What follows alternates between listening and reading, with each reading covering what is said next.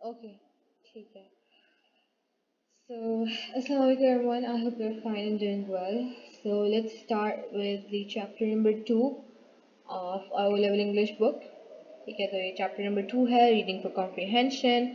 हमने last chapter में basically reading ही के बारे में पढ़ा था एंड हमने उसके different reading styles के बारे में देखा था. रीडिंग किस तरह से की जाती है, कब कब कैसे कैसे की जाती है, उससे रिलेटेड कुछ एक्सरसाइज वगैरह भी थी. सो आई होप की होंगी. अच्छा, तो आगे बढ़ते हैं. इसके कंटेंट के ऊपर क्या है. ओके, सो इस चैप्टर में हम ये देखेंगे कि आप किस तरह से अपनी रीडिंग कॉम्प्रिहेंशन स्किल्स को इन्हांस कर सकते हैं, डेवलप कर सकते हैं. कौन कौन सी रीडिंग स्ट्रैटेजीज हैं दैट यू शुड नो. ठीक है, बल्कि बहुत सी अभी जो हमने लास्ट चैप्टर था उसमें हमने ये पढ़ी कि रीडिंग स्ट्रैटेजीज कौन कौन सी होती हैं. ठीक है, तो कॉम्प्रिहेंशन के लिए जो है वो सारी रीडिंग स्ट्रैटेजीज हमारे पास काम आएंगी. हमने ये भी देखा कि फिक्शन, नॉन फिक्शन, ये सारी क्या होते हैं, ये किस तरह के टेक्स्ट होते हैं. अच्छा, एक नया वर्ड आया यहाँ पे, नैरेटिव नॉन फिक्शन. सो नैरेटिव नॉन फिक्शन क्या होता है? एक ऐसा नॉन फिक्शन टेक्स्ट जो कि ऐसे स्टाइल में लिखा गया हो, ठीक है, जैसे कि कोई फिक्शन स्टोरी है.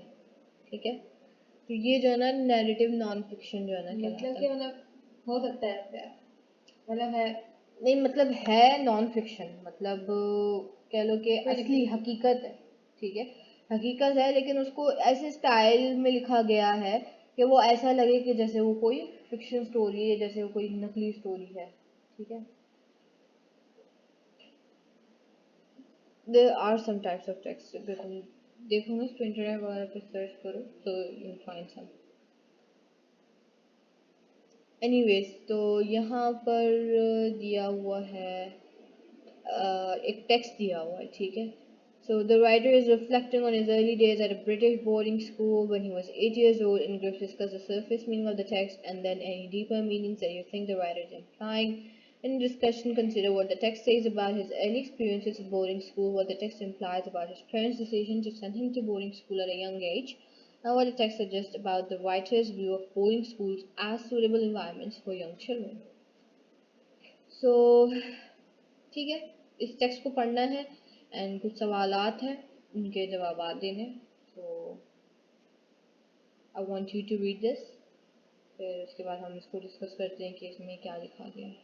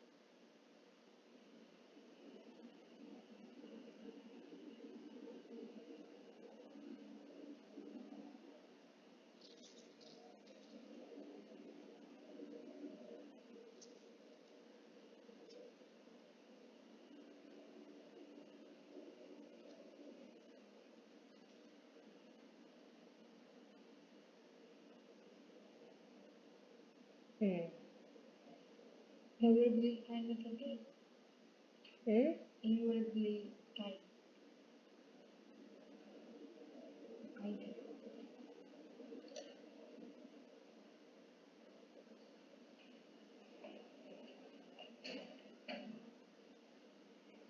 इनवेरिएबली से कह लो, लाइक ऑफ कोर्स. ठीक है, लाइक ऑफ कोर्स वो काइंड थे और सही थे, अच्छे लोग थे, लेकिन उससे कोई फ़ायदा नहीं हुआ क्योंकि टीचर्स तो लाइक न्यूट्रल होते हैं ना. सो या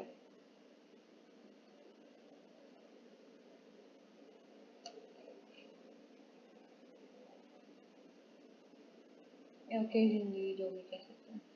अच्छा, ओकेजनली नहीं बल्कि मतलब हर ऐसा हो गया कि ऑलवेज,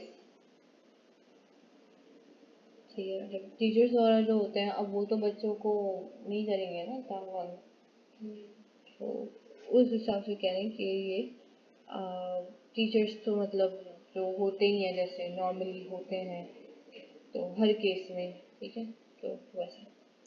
अच्छा खैर,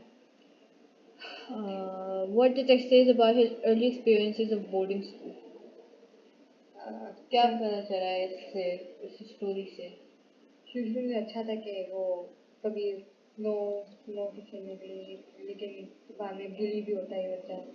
फिर इसको डर भी था कि मिसिंग आउट ना हो जाए कुछ चीज़ें, तो अच्छा, और पेरेंट्स के डिसीजन के बारे में इधर क्या बताया गया? श्योर है ऐसा कि इतनी यंग एज में उन्होंने एक क्योंकि बच्चे वो को भेज प्रिपेयर दिया? नहीं है अभी। अभी वो छोटा है तो वो प्रिपेयर नहीं है चीज़ों के लिए, सर्वाइव के लिए, ऐसा। मतलब ये कह रहे हैं कि इसके पेरेंट्स ने जो डिसाइड किया कि वो बोर्डिंग स्कूल चला तो जाए, बट उन्होंने उसकी प्रिपरेशन नहीं करवाई, उन्होंने उसको बताया नहीं है कि यू कैन गेट बुलीड, ठीक है, एट स्कूल, वहाँ पे आपको मतलब सब कुछ अच्छा अच्छा नहीं होगा, आपको ये चीज़ें भी, क्योंकि when you are a young kid, ठीक है, जब आप एक छोटे बच्चे होते हैं आपके लिए दुनिया एक इट्स लाइक हेवन, ठीक है, तो आपको हर चीज़ अच्छी अच्छी दिखती है, आपको नहीं पता होता कि जो है ना दुनिया में ख़राब लोग भी होते हैं, बुरे लोग भी होते हैं, तो आपको तंग भी करता है, ठीक है, when you're with your parents, आपके पेरेंट्स भी आपको बहुत प्यार करते हैं, आपके घर वाले सब, और जाहिर सी बात है जब आप ऐसे किसी बोर्डिंग स्कूल वगैरह में जाते हैं वहाँ पे बुलीज वगैरह मिलते हैं, तो for for a kid who is just 8 years old, तो it's a new thing, right? तो ठीक है। What does it suggest about the writer's view of boarding school as suitable environment for young children? तो writer का क्या view है इसमें कि क्या है, बच्चों के लिए ठीक है नहीं है, किस तरह से? आई थिंक राइटर बताना चाह रहा है कि आई हम्म थिंक कि यंग एज है एंड वो प्रिपेयर नहीं था कि वो इतना, आई थिंक एडवांटेज बहुत ज़्यादा है इसके, वो बहुत जैसे कि बुली हुआ है, मैनेज नहीं कर पा रहा चीज़ों को। हम्म आई थिंक राइटर का तो यही है कि सही नहीं है। अच्छा, अगर इसका आंसर मैं दूँ तो जो राइटर ने, हाँ, सही बताया, जो कि इसमें राइटर का जो व्यू है बोर्डिंग स्कूल से for specially for young children, वो यही है कि वो काफ़ी यंग होते हैं सारी चीज़ों के लिए, ठीक है, प्रिपेयर्ड नहीं होते ऑलरेडी, तो इससे जो है उनकी उनकी बेसिकली मेंटल हेल्थ के लिए अच्छा नहीं होता है, ठीक है ना। अब जैसे कि यहाँ पर दिखाया जा रहा है कि बच्चा दिखा रहे हैं कि वो बच्चा अभी इतना समझदार नहीं है कि वो सारी चीज़ों को खुद से मैनेज कर सके, राइट? तो वो क्या बोल रहा है कि वो जो है ना अब सर्वाइवल के लिए अब वो बिहेव बैडली, ठीक है, यानी कि बुरा बिहेव करेगा। अब बुरा बिहेवियर क्या है, ये नेगेटिव है ना, नेगेटिव इफेक्ट है बोर्डिंग स्कूल का। और वो क्यों आ रहा है, वो बुलिंग की वजह से आ रहा है, वो उधर के इन्वायरमेंट की वजह से आ रहा है जिसके लिए वो ऑलरेडी प्रिपेयर्ड नहीं था। अगर वो थोड़ा सा बड़ा होता, ठीक है, यहाँ पर अच्छा स्पेसिफिकली बात की जा रही है यंग चिल्ड्रन के लिए, यंग चिल्ड्रन के लिए बोर्डिंग स्कूल का इन्वायरमेंट कैसा है, तो अगर तो वो थोड़ा बड़ा होता, ठीक है, ये टीन एजेस में होता है कुछ इस तरह से होता, तो उसको पता होता कि बुलीज से किस तरह से टैकल करना है, ठीक है, और वो थोड़ी बहुत अकल होती, उसको बुरी थोड़ी चीज़ समझ जाती है। होती, उसे पता होता, हाँ, अच्छे बुरे का थोड़ा आइडिया होता। तो अब जो है वो जो बच्चा है, अब जाहिर सी बात है उसके तो जहन में सारी चीज़ें नहीं है, उसके लिए तो हर चीज़ बिल्कुल नहीं है, वो हर चीज़ को अडेप्ट करेगा, तो वो देख रहा है कि ये लोग बुली कर रहे हैं, ये लोग जो है ना तंग कर रहे हैं, ये लोग जो है ना उनका बिहेवियर अच्छा नहीं है, तो वो बजाय उसको काउंटर करने के बजाय उसको जो है ना वो देखने के वो क्या कर रहा है, वो उन्हीं से सीख रहा है, ठीक है, वो उसी बिहेवियर को जो है ना ऑब्जर्व करके वो खुद जो है ना उसको अपने उसमें अपनी पर्सनैलिटी में शामिल कर रहा है, so which is a negative thing. तो राइटर का व्यू क्या है बोर्डिंग स्कूल में for young children specifically, so it's obviously negative के नहीं है, या अच्छा नहीं है बोर्डिंग स्कूल का एनवायरनमेंट फॉर यंग चिल्ड्रन। मतलब शुरू शुरू में तो everything is good, but after some time जब बच्चे जो है ना उसको घर की भी याद आती है फिर आखिर में जो काफ़ी इमोशनल दिखाया जाता है, तो घर की भी बात सब कुछ याद आता है और फिर वो एक एक बैड पर्सन में जो है चेंज हो जाता है आहिस्ता आहिस्ता। अच्छा, अब आते हैं एक्सप्लिसिट एंड इम्प्लिसिट मीनिंग के लिए। अच्छा, जब हम लोग रीडिंग का पेपर कर रहे होते हैं ना, so this is the most important concept, ठीक है, explicit and implicit meaning, sorry, most important concept है ये। इसमें क्या है, कॉम्प्रिहेंशन क्वेश्चंस जो होते हैं, ठीक है, वो आपकी जो एबिलिटीज है ना, आपकी जो रीडिंग एबिलिटीज हैं उनको दो तरह से असेस करते हैं। एक है एक्सप्लिसिट एंड दूसरा है इम्प्लिसिट मीनिंग से। एक्सप्लिसिट इम्प्लिसिट क्या है? एक्सप्लिसिट मीनिंग का मतलब क्या है, एक चीज का लिटरल मीनिंग, एक चीज जो एक स्ट्रेट फॉरवर्ड तरीके से जो है ना आपको बता दी कि मतलब आपको सामने पता पड़ रहा है, ठीक है, कि हाँ ये है।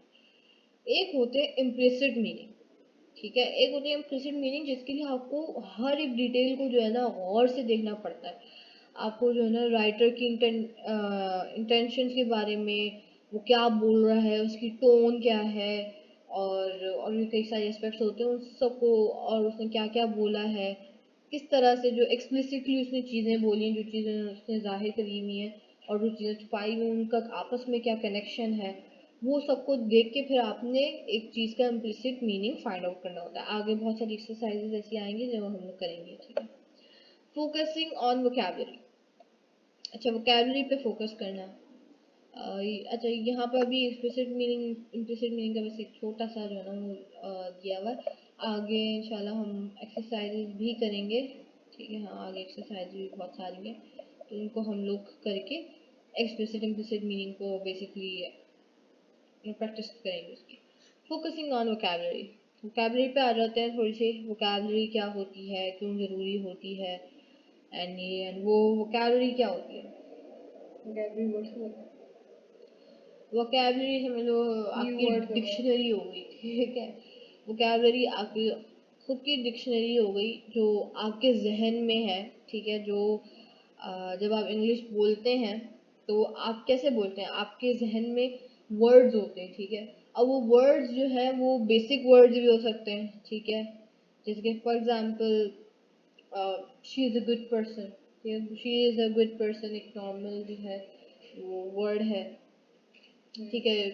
She is an amazing person, she is a fabulous person, या कुछ इस तरह से। अब जैसे जैसे जो है ना मतलब आपकी वोकैबुलरी बढ़ती जाएगी, आपके पास और जो है ना वर्ड्स आते जाएंगे जिससे आप अपनी फीलिंग्स को एक्सप्रेस कर सकते हैं, ठीक है।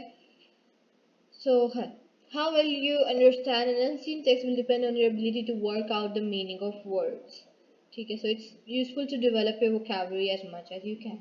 स्पीकिंग के लिए भी इम्पोर्टेंट है, राइटिंग के लिए भी वोकैबुलरी इम्पोर्टेंट है, रीडिंग के लिए किस तरह से इम्पोर्टेंट है? रीडिंग के लिए इस तरह से इम्पोर्टेंट है कि अगर आपको कोई टेक्स्ट दिखा, आपने उसको पढ़ा, ठीक है, और उसमें कुछ ऐसे वर्ड्स हैं जो आपने कभी नहीं सुने, ठीक है, तो जाहिर सी बात है आपको टेक्स्ट नहीं समझ आएगा। तो इसलिए आपकी वोकैबुलरी जितनी अच्छी होगी, जितने ज़्यादा वर्ड्स को आप जानते होंगे, जितने ज़्यादा वर्ड्स से आप फेमिलियर होंगे, आपने पहले यूज़ किए होंगे, आपके पहले नज़र से गुजरे होंगे, उतना ही ज़्यादा जो है बेसिकली उतना ही ज़्यादा है जो बेसिकली आप आसानी से टेक्स्ट को जो है वो अपने समझ पाएंगे, एंड उसके बाद में सवालात वगैरह के जवाब दे पाएंगे। सो ट्राई करना चाहिए कि आप रोज़ जो है ना कुछ नया पढ़ें, कुछ नया जो है ना अपनी वोकैबुलरी में ऐड अप करें, एंड मीनिंग्स देखें, कोई भी ऐसा वर्ड देखें अपनी एजुकेशन में, एवरीडे लाइफ में, कोई बुक पढ़ रहे हैं, कोई इंटरनेट पे कोई नया वर्ड आया कुछ भी, तो उसको ज़रूर एक दफ़ा जाकर सर्च करें कि इसका मतलब क्या है, ठीक है। एंड किसी की भी वोकैबुलरी कभी भी पूरी नहीं होती, ठीक है, तो हमेशा कोई ना कोई ऐसा वर्ड ज़रूर मिलेगा जो कि बिल्कुल ही नया होगा, जो कि कभी नहीं सुना होगा, ठीक है। तो उसको सर्च करना, उसको थोड़ा सा देखना कि इसके मतलब क्या है, उसके ऑल्टरनेटिव्स क्या हैं, उसके अलावा हम लोग और कौन से वर्ड्स इस्तेमाल कर सकते हैं, सिनोनिम्स क्या हैं, और ये वो बेसिकली बेस्ट प्रैक्टिस है, ठीक है। वोकैबुलरी को किस तरह से इम्प्रूव कर सकते हैं? रीडिंग हैबिट बनाएं अपनी, ठीक है, रोज़ाना कोई ना कोई बुक रीड करें, एक टारगेट जो है वो रखें कि इतने नंबर ऑफ पेजेस पढ़ने हैं, एंड उसमें कोई भी अगर नया जो है वो बेसिकली वर्ड है तो उसको सर्च करें, ठीक है। Develop strategies for checking the meaning of unfamiliar words, वही कि जब भी आपको कोई अनफेमिलियर वर्ड दिखे तो आप उसको हाईलाइट करें, उसको जो है ना उसके मीनिंग देखें, सिनोनिम्स देखें वगैरह। Use accessories as you do your own writing. This will help you use the best vocabulary for your purpose, but it will also widen your word range by introducing it to synonyms with their varying nuances. अच्छा, थिसरस कहते हैं कि एक तरह से dictionary, ठीक है। तो उसको जो है ना इस्तेमाल करो जब भी कोई कोई चीज़ लिख रही हो, राइटिंग वगैरह कर रही हो तो, एंड कोशिश करो कि नॉर्मल वर्ड्स के बजाय कोई नया वर्ड जो है ना इस्तेमाल करो, ठीक है। मैं भी अपनी राइटिंग में यही करती थी कि मैं राइटिंग तो करती थी, लेकिन साथ साथ मैंने क्या किया कि जब भी मैं कुछ लिखती थी तो बजाय कॉमन वर्ड्स की, ठीक है, जैसे कि अभी मैंने बताया गुड है, बैड है, इस तरह के जो कॉमन वर्ड्स होते हैं उनके बजाय उनके सिनोनिम्स चेक करो, ठीक है। कि सिनोनिम्स से मुराद ये कि सिमिलर वर्ड्स, ठीक है, मीनिंग सेम हो लेकिन जो है ना वर्ड थोड़ा सा एडवांस हो या नुआंस, या तो बेस्ट सूट भी करें उसके साथ, बेस्ट सूटेड भी हो, और शेड को भी जो है ना वो कर रहे हो। मतलब ये कि कभी जो है ना आपको जैसे गुस्सा आ रहा है, ठीक है, तो गुस्सा जो है वो एक तरह से एंग्री भी आप उसके लिए वर्ड इस्तेमाल कर सकते हैं, और उसके लिए फ्यूरियस भी वर्ड इस्तेमाल कर सकते हैं, इसके लिए और भी कई सारे वर्ड्स आपको दिखेंगे, ठीक है। तो बेस्ट सूटेड जो है उस बेसिकली स्पेसिफिक इन्वायरमेंट के उस पे या स्पेसिफिक जो भी आपकी स्टोरी चल रही है उसके हिसाब से वो इस्तेमाल करना है। Play word game such as Scrabble, Scrabble एक वर्ड गेम है, उसको जो है ना करें, न्यू वर्ड्स जो है कन्वर्सेशंस में जो है ना उसकी प्रैक्टिस करें। Keep log of the new words you learn and watch the list grow, जो नए वर्ड्स जो है वो बेसिकली आपके सामने उसकी कोई लिस्ट बना लें या उनको साइड पर रख लें, और फिर आपको दिखेगी कि आपकी लिस्ट जो है वो बढ़ती चली जाएगी, और आपकी दिमाग में भी जो है ना वो वोकैबुलरी बेसिकली जो है ना एबिलिटी आ जाएगी। अच्छा, तो identify a word that means the same as, using your own words, explain what the text means by, give two words that show what does the writer mean by the phrase। तो ये जो है ना you may be presented with task that begin in the following veg, ठीक है। तो इस तरह के टास्क जो है ना ये आपकी वोकैबुलरी इंक्रीज करते हैं, या कह कि ये इस तरह से जो है ना एग्जाम में भी इस तरह के क्वेश्चंस आएंगे जो ऐसे होंगे कि identify a word that means the same as, two words that show this is, और इस फ्रेज से राइटर का क्या मतलब है, use your own words and explain what the text mean by what the writer is trying to say in this line, ठीक है। तो इस तरह से इन क्वेश्चंस की जो है ना बहुत प्रैक्टिस करनी है। यहाँ पर एक टेक्स्ट आया है, इससे रिलेटेड कुछ क्या कहते हैं एक्सरसाइजेज हैं, that is your homework, putting reading strategies into practice.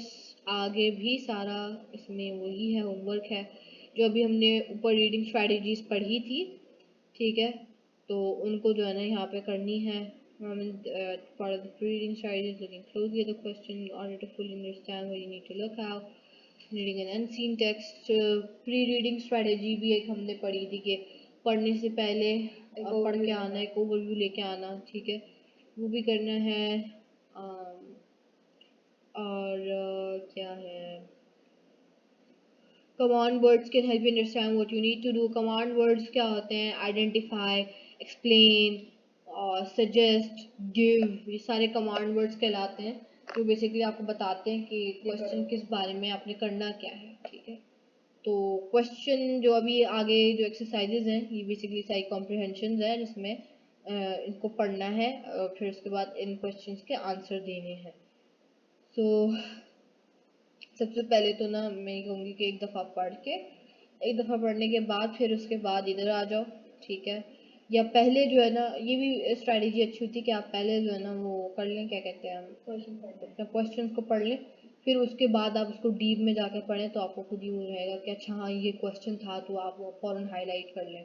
फिर जो हाईलाइट किया हुआ फिर उसको मैच करें, ठीक है, मैच कर लिए कि हाँ ये इसका जो है वो यहाँ पर आंसर है, फिर उसको अपने वर्ड्स में जो है ना फिर उसको बता दें। बस क्या है, पहले क्वेश्चन पढ़िए, रीड करें।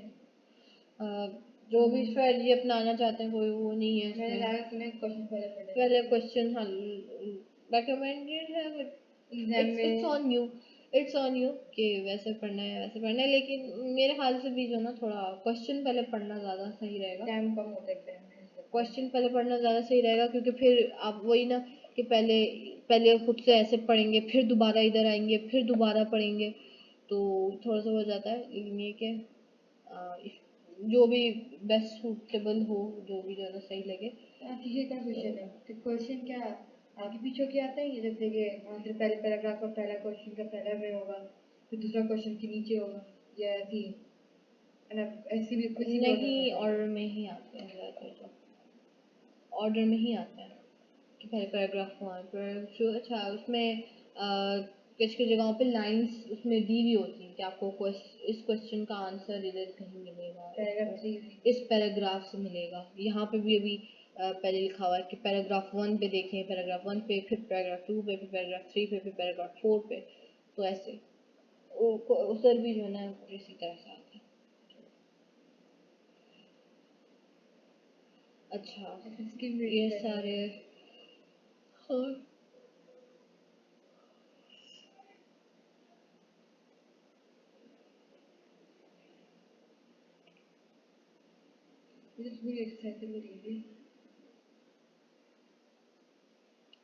मेरे ख्याल से फिर आज के लिए इतना काफ़ी है। इसको हम लोग फिर बाद में करेंगे, क्योंकि फिर एक्सरसाइजेज बहुत ज़्यादा हो जाएंगी करने की, तो हम ये तो सी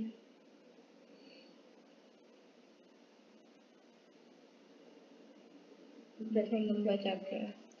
ओके, तो 2.2 तक कर लो, यूजिंग योर ओन वर्ड्स, ये हम लोग इंशाल्लाह कल करेंगे, इसकी एक्सरसाइज कल करेंगे।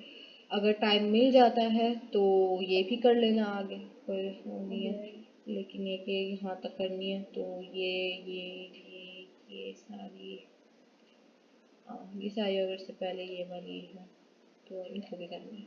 ठीक है, okay, that's it for today, bye, अल्लाह हाफिज़।